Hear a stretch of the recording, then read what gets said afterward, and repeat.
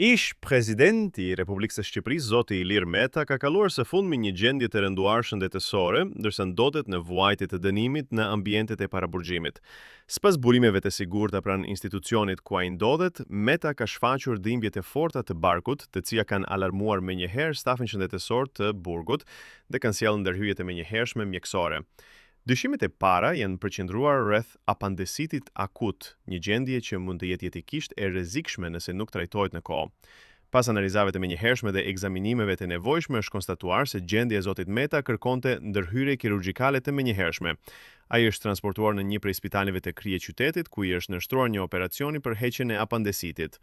Operacioni është kryer me sukses në ekipi mjekësor dhe mësohet se ka kaluar pa komplikacione të mëtejshme. Ndërhyrja në kohë ka shmangur rrezikun e përkeqësimit të gjendjes së tij dhe pasojat që mund të ishin fatale. Pas operacionit, gjendja shëndetësore e Ilir Metës është përmirësuar ndjeshëm.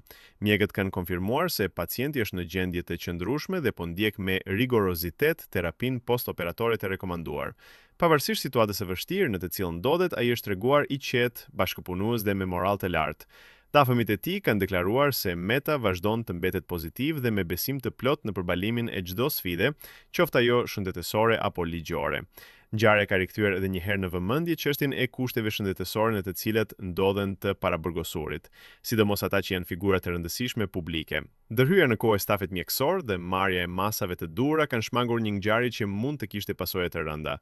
Rasti I Ilir Metës shërben si një kujtesë për nevojën e trajtimit serioz të çdo shqetësimi shëndetësor dhe për përgjegjësinë e institucioneve në mbrojtje të jetës së çdo individi, pavarësisht statusit apo të kaluarës politike. Ndërkohë që ai vazhdon rikuperimin, zoti Meta ka bërë të ditur përmes përfaqësuesve të tij se mbetet I përkushtuar ndaj të vërtetës dhe se nuk do të dorëzohet përballë asnjë sfide. Ai ka falendëruar personelin mjekësor për profesionalizmin dhe për kujdesin e treguar, ndërsa familjarët e tij kanë kërkuar transparencë dhe kujdes të vazhdueshëm për gjendjen e tij shëndetësore. Situata mbetet e qetë, por në vëmendje të lartë nga publiku dhe mediat.